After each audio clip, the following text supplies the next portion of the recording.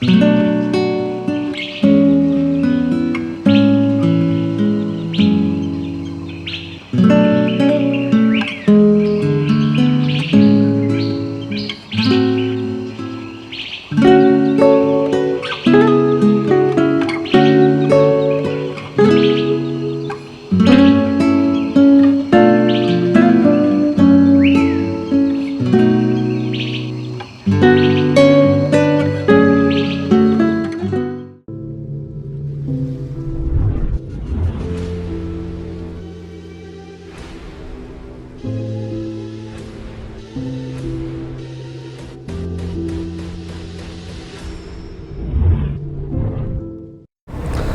And नमस्ते everyone, welcome back to यात्री channel.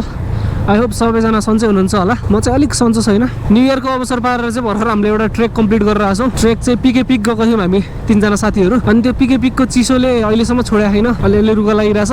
सोलुखुम्बुको हावा आम्मामा कुरै छोडिदियो। मैले लास्ट टाइम यस्तो हावा खाएको भनेको थोरङ्ला पास क्रस गर्दाखेरि थियो। त्यसपछि यही सोलुखुम्बुमा पिके पिकमा खाइयो। त्यो चिसो र त्यो हावाले चाहिँ अझ हेल्थ चाहिँ अलिकति बिगारिरहेछ। यति बेला चाहिँ बिहानको 7:30 बज्न लाग्यो। आजको भ्लग बनाउनुको मुख्य टार्गेट चाहिँ त्यहाँ साँखुमा एउटा जात्रा छ, अनि त्यहाँको दाइहरूले मलाई इन्भिटेसन दिनुभएको छ। त्यही भएर त्यहाँको जात्रा हल्का कभर गरिदिन्छु। अनि तपाईँहरूलाई थाहा छ कि छैन, साँखुबाट मनिचुद जाने चाहिँ सर्टकट पनि पर्छ। आज तपाईँहरूलाई म त्यो सर्टकट पनि देखाइदिन्छु। यो भिडियोको अर्को एउटा पर्पज भनेको चाहिँ त्यो मनिचुदको पुजारी दाइ हुनुहुन्छ, उहाँले चाहिँ मलाई त्यो एन्सियन्ट ज्वेलरीहरू देखाउँछु भगवान्को भनेर भन्नुभएको छ। सो 2-3वटा कुराहरू हुन्छ आजको भ्लगमा। फर्स्टमा चाहिँ म त्यहाँ साँखुमा गएर एकजना दाइलाई भेट्छु, अनि त्यहाँको जात्रा हल्का कभर गर्छु। त्यहाँबाट मासतिर लाग्छु म मनिचुदतिर। अनि मनिचुद जाने बाटोमा चाहिँ घुमारचोक भन्ने ठाउँ छ। त्यो ठाउँमा चाहिँ त्यो पुजारी दाइको घर रहेछ। यदि तपाईँहरूले मेरो मनिचुदको लास्ट भिडियो हेर्नुभएको छ भने चाहिँ म चाहिँ कागेश्वरी साइड हुँदै गएको थिएँ। त्यो चाहिँ एकदमै घुमाउरो बाटो रहेछ। त्यो हुनाले तपाईँहरूलाई आज म सर्टकट पनि देखाइदिन्छु। त्यहाँको लोकल दाइहरूले पनि यहाँको सर्टकटलाई चाहिँ देखाइदिनु पऱ्यो भनेर भन्नुभएको थियो, किनभने अब त्यो उताको बाटोमा खासै केही पनि छैन, उताको बाटो खाली खाली छ। अब यता सर्टकट बाटो पनि देखाइदियो भने यतातिरको लोकलहरूलाई पनि हल्का बेनिफिट हुन्छ भनेर भन्नुभएको थियो। मनिचुदको बारेमा 1-2वटा इन्फर्मेसन चाहिँ म तपाईँहरूलाई दिइहाल्छु। पहिला म जाँदाखेरि चाहिँ टिकट सिस्टम थिएन, त्यसपछि अचानक भिडियो भाइरल भयो यता, त्यसपछि टिकट सिस्टम लागू भयो। टिकट सिस्टमको कुरा गर्नुपर्दा चाहिँ अहिले मान्छेको पर पर्सन 100 रुपियाँ, अनि यदि बाइक लग्ने हो भने चाहिँ 150 रुपियाँ। सो बाइक र मान्छे सहित 250 रुपियाँ पर पर्सन तिर्नु पर्दो रहेछ। अनि मैले लास्ट भिडियोमा चाहिँ क्याम्पिङ पनि गर्न मिल्छ भनेर भनेको थिएँ। त्यतिखेर मलाई पनि खासै आइडिया थिएन, तर अस्ति गएर त्यहाँ नेसनल पार्कको अफिसियल्सहरूसँग कुरा गर्दाखेरि चाहिँ क्याम्पिङहरू स्ट्रिक्टली प्रोहिबिटेड छ। सो यदि तपाईँहरू क्याम्पिङ जाने सोच बनाउनु भएको छ भने चाहिँ त्यो ठाउँमा क्याम्पिङहरू जान पाइँदैन। नेसनल पार्कको रुल्स अनुसार चाहिँ यदि तपाईँहरू त्यो ठाउँमा घुम्न जाने हो भने चाहिँ सनराइज पछि अनि सनसेटभन्दा अगाडि मात्र जानु मिल्दो रहेछ। त्योभन्दा उता चाहिँ तपाईँहरू नजानु होला। पहिला म जाँदाखेरि चाहिँ कागेश्वरबाट घुम्दै गएको थिएँ, मलाई त्यति बाटोको आइडिया पनि थिएन। तर एक्चुअल बाटो चाहिँ साँखुबाट मासतिर रहेछ। त्यहाँबाट जाँदाखेरि चाहिँ तपाईँहरूलाई सर्टकट पनि पर्छ, प्लस लिगल रूपमै छिर्न पनि पाइन्छ। पिके पिकको बारेमा कुरा गर्नुपर्दा चाहिँ हामी 3जना साथीहरू गएको थियौँ। हामीलाई चाहिँ त्यस्तै 4 दिन जति लाग्यो भनौँ। एकदम छोटो मिठो ट्रेक रहेछ, बिगिनरहरूको लागि पनि एकदमै दामी ट्रेक रहेछ। यदि तपाईँहरू गाडीमा जाने हो भने चाहिँ लगभग माथिसम्म गाडी पनि पुग्दो रहेछ, तर हामी चाहिँ त्यसो गरेनौँ, हिँडेरै गऱ्यौँ।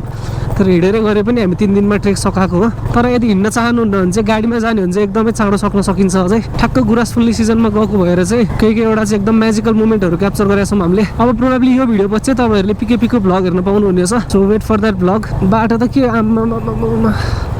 बिहानै धुलो खानुपर्छ यो बाटोमा त। लास्ट टाइम म मनिचुद जाँदा चाहिँ यहाँबाट लेफ्ट लिएर ब्रह्मखेल हुँदै गएको थिएँ, तर योपालि चाहिँ म यताबाट सिधा बाटो जाँदैछु, साँखु हुँदै जाँदैछु। यति बेला चाहिँ म साँखु इन्टर गरेँ। अब यहाँबाट चाहिँ घुमारचोकतर्फ लाग्नुपर्छ हामी, यताबाट चाहिँ हामी भित्र छिर्नुपर्छ। यदि तपाईँहरूलाई कन्फ्युज हुन्छ भने चाहिँ यहाँको लोकलहरूलाई सोध्न सक्नुहुन्छ घुमारचोक जाने कता हो भनेर, जसले पनि बताइदिनुहुन्छ। फर्स्टमा चाहिँ म अब मलाई त्यहाँ इन्भिटेसन दिने दाइकोमा जान्छु। त्यहाँ वेट गरिरहनु भएको छ के दाइ मलाई। ओके, त्यो दाइको घर चाहिँ यही हो है। एकचोटि अब फर्स्टमा यहाँ आएर कल गर्छु म चाहिँ। दाइ कहाँ हुनुहुन्छ यहाँको? बोलाइदेऊ न। ल दाइ, तपाईँलाई मैले भिडियोमा हेर्थेँ, आज भिडियोमा हेर्न पाइयो। केमा हेरेको थियो?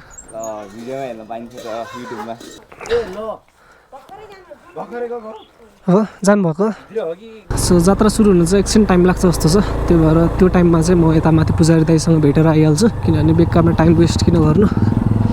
त्यहाँ पनि बस्ने मात्रै हो काम, अब खासै केही काम छैन। सो बाटो चाहिँ यही नै हो, साँखुदेखि मनिचुद जाने बाटो। हल्का अफरोड त अफरोड छ, तर दिस इज द सर्टकट। यहाँबाट चाहिँ मनिचुद जानलाई त्यस्तै अराउन्ड 20 मिनट आधी घन्टा भनौँ न। तर म चाहिँ आज माथिसम्म चाहिँ जान्न होला, त्यो पुजारी बाजेको घरसम्म जान्छु। त्यहाँ चाहिँ ज्वेलरीहरू हेरेर चाहिँ त्यहाँबाट रिटर्न भएर हल्का जात्राको सर्टहरू लिएर चाहिँ म रिटर्न ब्याक हुन्छु। सो यदि तपाईँहरू बाइकमा गाडीमा आउने भने पनि ठिकै छ, यदि हाइकिङ आउने भने पनि यो बाटो चाहिँ एकदमै ठिक छ हाइकिङको लागि चाहिँ भित्रको बाटो आउने हो। सो यति बेला चाहिँ हामी घुमारचोक इन्टर गरिसकेका छौँ। अब यहाँबाट चाहिँ म त्यो पुजारी बाजेको घरमा लाग्छु, यताबाट लाग्ने हो त्यो चाहिँ। त अलिकति बाटो चाहिँ खतम छ, ठिक छ बिस्तारै बन्छ होला। तलबाट आउने बाटो पनि कतै चाहिँ अलिकति खाल्टिङ अफ रोड भए पनि कतै चाहिँ ढलानवाला पिच गरेछ। बाइक चाहिँ यहीँ राख्छु म फर्स्टमा। नमस्ते दाइ। ए ल बुवा नमस्ते। माथि लाने बेलामा मात्रै सफा गर्छ यो सामान, एकदम सफा गरेर चाहिँ धुपपाती अक्षता फुल प्रसाद सबै गाईको दुध गरेर चाहिँ सबै लान्छ। पहिला हाम्रै बाजेहरूले गरेको अनुसारले मैले पनि जस्तो बाजेहरूले गरेको त्यस्तै गरेर चाहिँ माझेउलाई मैले वर्षको एकचोटि चाहिँ 27 गते हुन्छ जोडे पुर्ने, साउन 27 गते हुन्छ। मैले क्यालेन्डर हेरिसक्यो है, तपाईँ आउनुहुन्छ भने आउनुहोस् त्यो दिनमा। अनि यहाँ मान्छे भव्य हुन्छ जोने पुर्ने त्यो दिनमा। अनिखेरि त्यहाँबाट अनि के छ अहिले मलाई एकदम त्यो महादेवले वरदान दिएको जस्तै छ, दिएको जस्तो छ। मलाई सुविस्ता छ। बाबु बाजेहरू 65-66 मा बित्नुभयो, मैले 77 साल भयो मैले अहिले हुँदाखेरि। अहिले के छ भनेदेखि हो हामी दाजुभाइ मेरो छोरा 3टा हरि मदन बिरे 3टा। अनिखेरि हामी दाजुभाइ 17 घर छ। 17 घरको अनिखेरि जातरको दिनमा ल तिमीहरू जानुपर्छ देउताको सेवा गरेर जाऊ भनेर यो माल सामान सबै पठाएर आफ्नै घरबाट खानासाना पकाएर त्यो बस्नेहरूलाई रातभरि बस्नुपर्छ। कहिले फेरि मणिचुरी महादेव थियो पहिला, त्रिरत्न साखेले यो सानो आकारको मन्दिर बनाइदियो। मन्दिर जस्तो सानो भए पनि अब मूर्ति राखौँ भनेर चाहिँ मूर्ति राख्नु भएछ। त्यो मूर्ति अब जङ्गल बिचको मूर्ति चोरेर लग्यो। म पनि भैँसी पाल्ने गाई पाल्ने डोरी लिएर आउँछ। ओ भैँसी बाँध्नु हुन्छ गाई बाँध्नु हुन्छ भनेर अनिखेरि त्यो देउतालाई साफसुफ गरेर दिनुपर्छ है। अनिखेरि त्यो दिएपछि ल आगोबाट त दुध लिएर आउँछ। ल तपाईँले दिएको दुध मार्यो भनेर दुध लिएर चढाउन आउँछ। त्यहाँ त्यस्तो शक्ति छ है। पुजारी बसिरहन सक्दैन, त्यहाँ त सुरक्षित हुन्न त। त्यही भएर हामी चाहिँ त्यो जनैपुरको दिनमा टक्क दिनभरि राख्छु, अनि बेलुका फेरि फर्का ल्याउँछ। जस जनै पूर्णिमाको दिनमा चाहिँ यो भगवानलाई लगाइदिनुहुन्छ। त्यहीँ चढाउँछ, माला लगाएर राख्छु भित्रको त्यसमा। ऊ घन्टी झुन्डाउँछु, ऊ त गुफामा त्यो बत्ती बाल्छु, दियो त्यो धुप बाल्छु। धुप मैले अघि ल्याएको थिएँ नि, त्यो धुप बाल्छु। यो यता महादेवको त्यसमा राख्छु। अनि यो यता त्यो 33औँ अवतार फेर्न लागेको छ नि हजुरको यता भनेको, त्यसमा चाहिँ हजुर मनी दिएको ठाउँमा चाहिँ यो दियोहरू राखेर उयो बालिदिन्छ। यो चाहिँ हजुरको त्यो गुफामा राख्छ। अनि यो यता महादेवको थान राख्छ। यो पनि उसमा गुफामा भित्र यस्तो उयो ठटाएर बत्ती राख्छ। घुम्न आउने मान्छेहरूलाई चाहिँ तपाईँ के भन्न चाहनुहुन्छ? म घुम्न आउने मान्छे यस यो ठाउँमा आइरहनु होला। आएको बेलामा अब पानी सानी लगेर गयो भने अब फोहोर भएको ठाउँ चाहिँ त्यो एक ठाउँमा त्यो आफ्नै खाएको सरसामान हुन्छ नि, अब नास्ता सस्ता लगेर गएको हुन्छ नि हजुरको। त्यो नास्ता सस्ता लगेको मान्छेले चाहिँ के सकभर आफूले खाएको आफूले त्यो प्लास्टिक पोका पारेर ल्याएर तल एक ठाउँमा अथवा कुन ठाउँमा लाने कि आफ्नो त्यसमा गन्तव्यतिर लगेर छोडिदिँदा राम्रो होला। त्यो पनि सिसाहरू भएको सकभर सिसा भएको चिज चाहिँ केही पनि लगोस्। त्यहाँ फोहोर भएको पनि 1-2वटा चाहिँ थपेर बढी टिपेर लगिदिनु होला भनेर म धेरै भन्न चाहन्छु। बाजेसँग चाहिँ कुरा गरेर एकछिन त्यहाँको इन्फर्मेसनहरू लियो।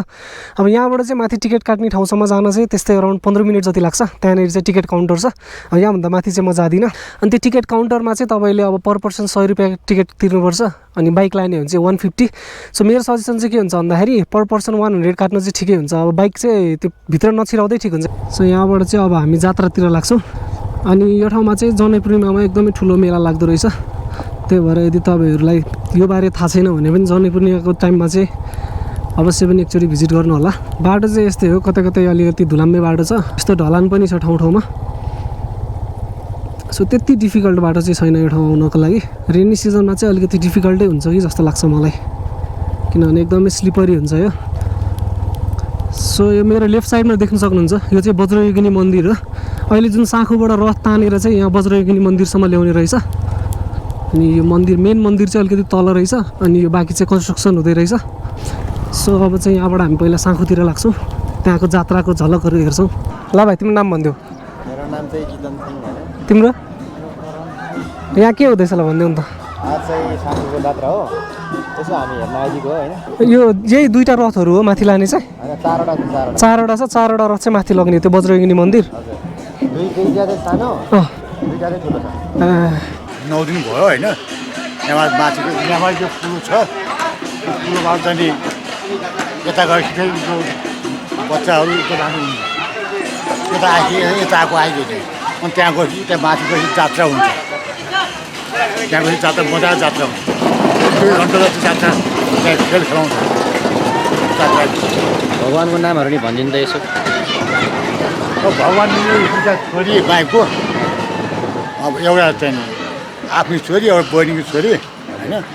अब आफ्नो छोरी चाहिँ आएको, अनि ठुलामा बठा, अनि बहिनीको छोरी पनि म जान्छु भन्दाखेरि यहाँ चाहिँ के भन्नु भनेदेखि यो जाँड खान्छ तेरो मामा घर, जाँड खान्छ त के गर्छ भन्दाखेरि हुँदैन, जाँड खाँदैन, म जान्छु भागेर आएको यो अघिल्लो चाहिँ भगवान्।